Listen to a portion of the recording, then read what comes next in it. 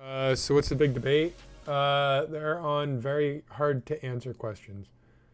And I just want to have my friends in. Like, I want to have sore feet on and flip because I know that I can break their fucking minds with the debating of it. So, like, pretty much what I'm going to do, you answer the question, you let them answer it. And these are questions that could be argued both ways. And I have an argument for both ways.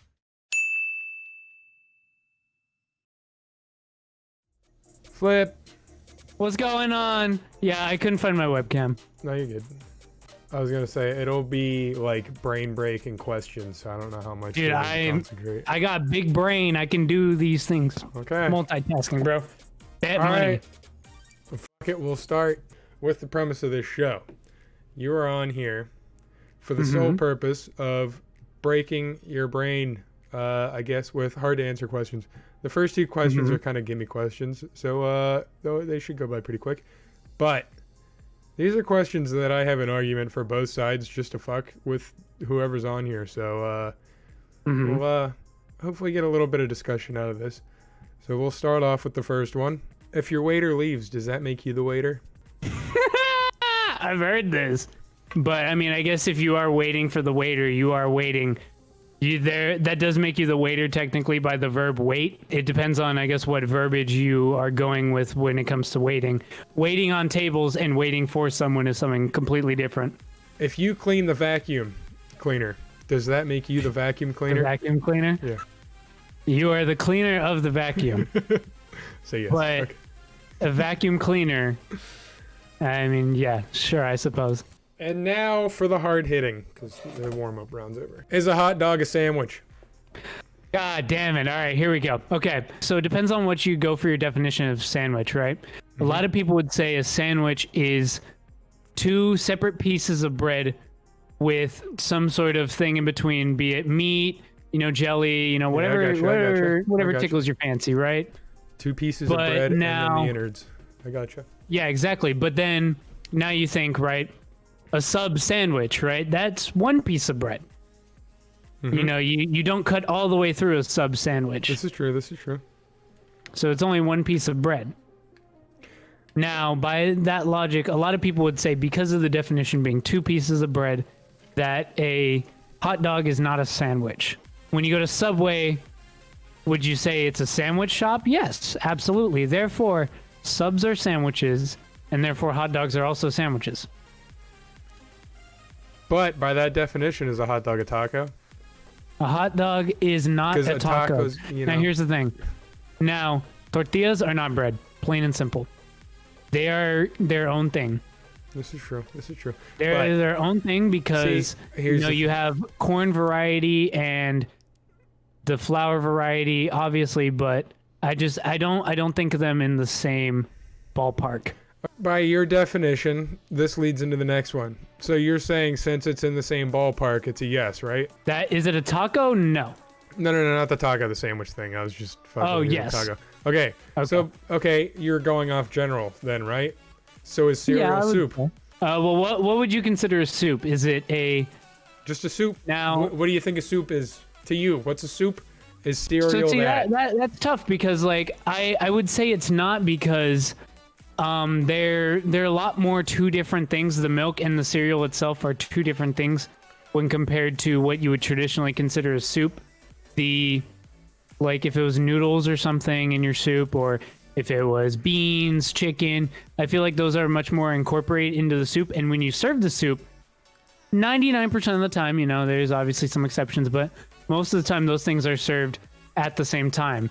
When you do cereal, you pour the cereal or the milk first, depending on the type of person you are. And, those things are packaged separately.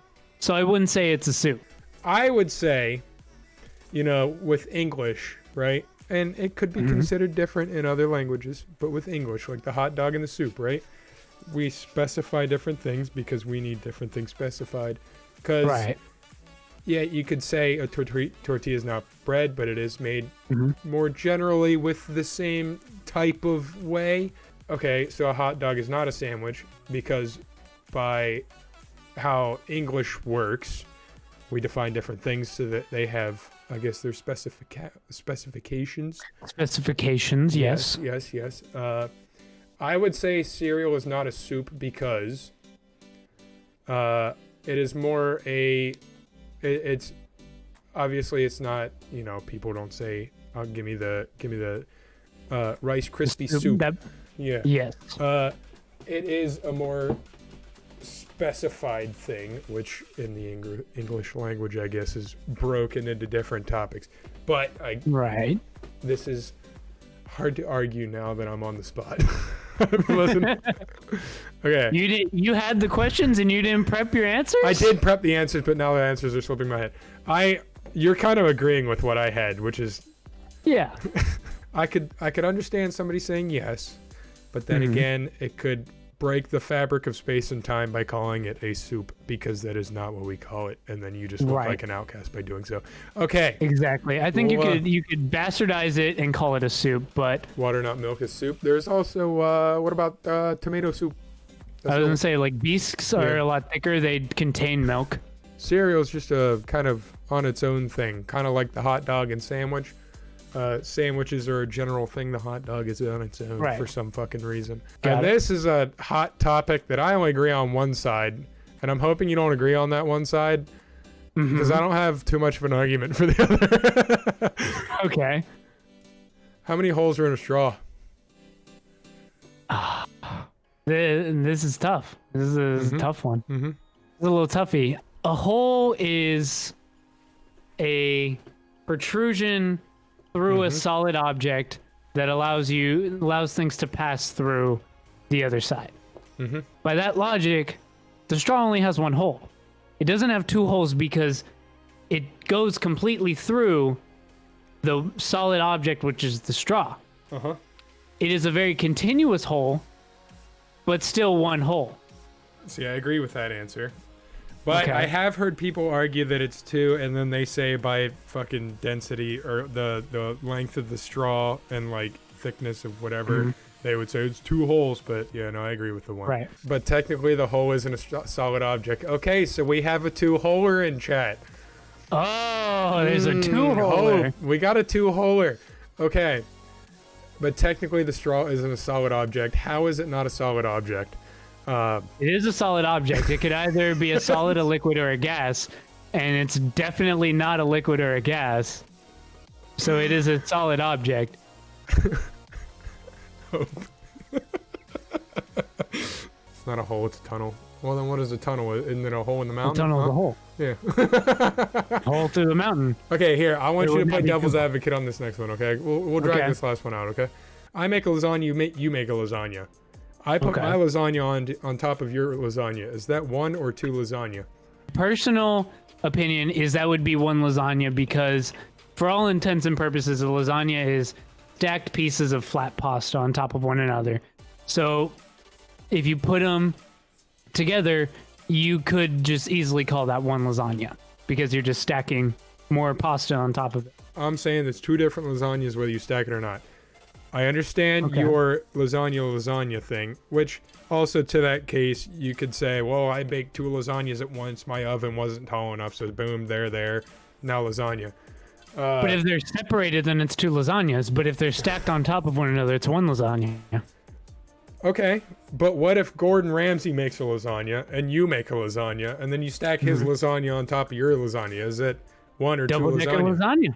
Double-decker lasagna. It's still one lasagna, but it's the height of two lasagnas. So if I make one this week and you make one next week, and my week-old crusty green lasagna is sitting on top of your nice, fresh, sauced-up lasagna. Hey, man, as long as you heat it up, it is what it is, bro. Sticking.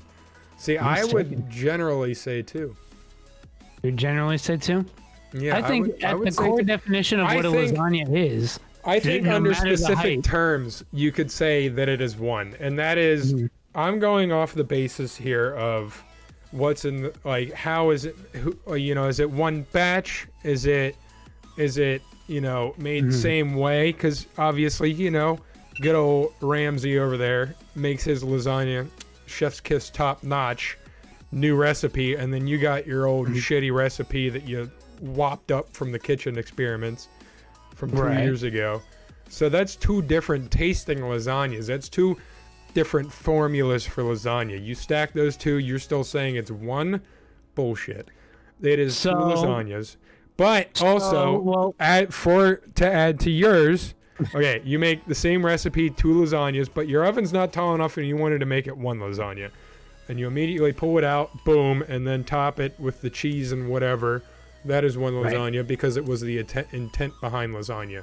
But if you are taking your lasagna and my lasagna, 2 separate lasagnas at the time, and combining them to stack up, I still believe that's 2 lasagnas. Okay, now let's go a different way about this. Because my thing is, I think it completely depends on how the lasagna is presented. If they are presented one on top of another, for all intents and purposes, it is 1 lasagna. Now, if I made a 7-layer dip, right, and you made a 7-layer dip, if they are 2 completely different types of dip that we made, we use completely different ingredients and everything. If we stack our dips on top of one another, that is still a 14-layer dip. You can make a layered lasagna with different kind of, you can have like pork sausage in one and fucking, ground beef in another layer. Like, the world's your oyster, man. Oyster on another. I mean, fuck it, dude. Well, like I said, it really depends on how it's presented. Like I said, if it's presented as stacked one on top of another, that's 1 lasagna. Aperture's saying if you combine 2 identical objects, you can form 1 homogeneous object by stacking the 2. It's indistinguishable, but if you make one of them and the other with different recipes, it's no longer homogeneous, therefore 2. Circumstantial. Well, but I mean, like I said with the 7-layer dip, if I make 7 layers, you make 7 layers, they're all completely different. We stack them on top of each other. It's still 14 layers. That's a 14-layer. Yeah.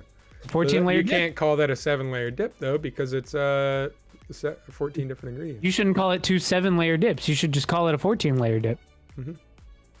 But you're not calling it a 7-layer dip, which is what it was in the original thing. See what I'm saying? 2 same things, 7-layer dip, 7-layer dip. Mix them together becomes. But they're not the same thing. They're 2 completely different. Just like your point of 2 different recipes. I feel like I'm pissing off chat. It's fine. I don't even know what I believe. I'm just arguing.